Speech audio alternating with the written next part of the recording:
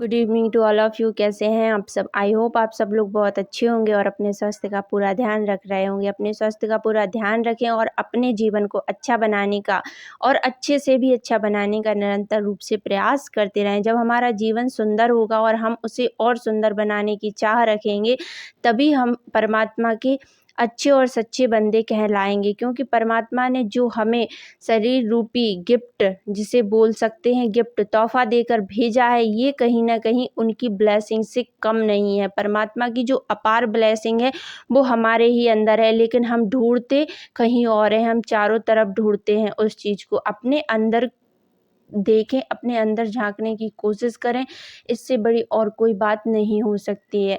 नमस्ते, जय माता दी।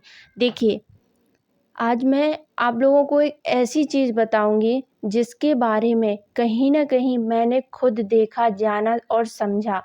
देखिए, मैंने ना महाभारत में एक चीज़ देखी थी कि अगर भीष्म पितामह जैसे महावीर होते हुए व्यक्ति अगर एक स्त्री के सम्मान की खातिर नहीं बोल सकते, उस टाइम पर वो मौन रहे, तो देखिए इससे बड़ी और क्या बात है कि जीवन में कोई व्यक्ति महान पुरुष होते हुए भी किसी स्त्री के सम्मान की खातिर नहीं बोल सकता।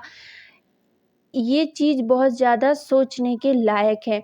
देखिए, अगर महाभारत में भीष्म पितामह जैसे लोग एक स्त्री के सम्मान की खातिर नहीं बोले, वो मौन रहे उस टाइम पर, तो उन्हें ना बाणों की सैया प्राप्त हुई। लेकिन अगर कोई वीर उस टाइम अगर बोल जाता और अगर वो वीर पुरुष भी नहीं होता, तब भी वो वीर कहलाता, क्योंकि उसने एक स्त्री के सम्मान के खातिर, स्त्री के रेपुटेशन के खातिर उसने आवाज़ उठाई। पर ऐसा कोई नहीं था। देखिए, अगर वैसे अगर माना जाए और बोला जाए, तो अगर एक स्त्री को जितना समय और जितना साहस एक पुरुष को बनाने में लगता है, पुरुष अगर 1% भी वो साहस दिखाकर स्त्री के सम्मान और उसकी इज्जत की खातिर लड़ सकता है और वो किसी चीज़ का सामना कर सकता है, तो इससे बड़ी और कोई बात नहीं हो सकती है। क्योंकि देखिए, भीष्म पितामह जैसे लोग जो महान पुरुष होते हुए भी मौन रहे, तो यानी कि उन्होंने उस चीज़ को नहीं समझा, उस चीज़ को नहीं जाना कि उन्हें बोलना चाहिए, उन्हें आवाज़ उठानी चाहिए और वो शांत रहे उस जगह पर, तो ये चीज़ बिल्कुल गलत थी। तो हमें हमारे जीवन में ऐसी चीज़ नहीं करना है।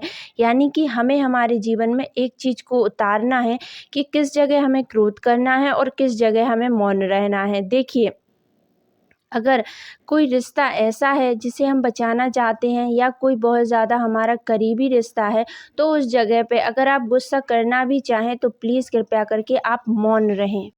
अगर हमें सही मायने में ये पता नहीं होगा कि हमें किस जगह मौन रहना है और किस जगह क्रोध करना है, तो हम हमारे जीवन को अच्छे से ना जी पाएँगे और ना अच्छा बना पाएँगे।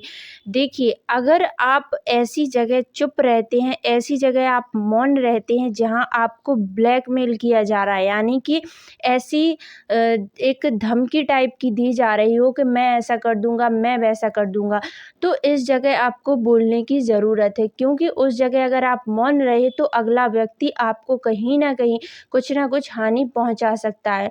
और अगर उसी की दूसरी जगह अगर ऐसा हो रहा है कि कहीं आपके बारे में कोई गलत अफ़वाह फैलाई जा रही है या आपको कुछ उल्टा-सीधा गलत बोला जा रहा है, तो वहाँ पर आप बिल्कुल मौन रह सकते हैं और उस सिचुएशन को आप जी सकते हैं और देख सकते हैं। क्योंकि ऐसी जगह आप मौन रह सकते हैं, तो उसका एक अर्थ निकलता है कि अगर आपके बारे में आप सही होते, कोई अफ़वाह फैलाई जा रही है और आप अगर सही हैं, तो आप बिल्कुल उस जगह मौन रहें। आपको ना गुस्सा करने की ज़रूरत है, ना आपको क्रोध करने की ज़रूरत है, ना आपको कोई भी हड़बड़ाने की ज़रूरत है।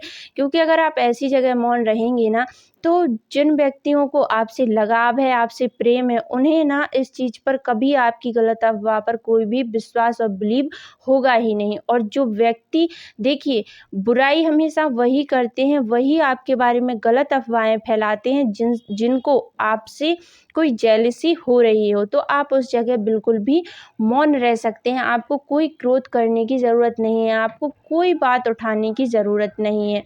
और अगर आप और अगर आप कोई सिचुएशन ऐसी देख रहे हैं जिस जगह एक व्यक्ति को गलत ठहराया जा रहा है और आपके सामने ही वो चीज़ हो रही है, अगर वो व्यक्ति सही है तो उस जगह अगर आप चुप हैं, अगर उस जगह आप मौन हैं, तो आप बहुत ज़्यादा गलत कर रहे हैं।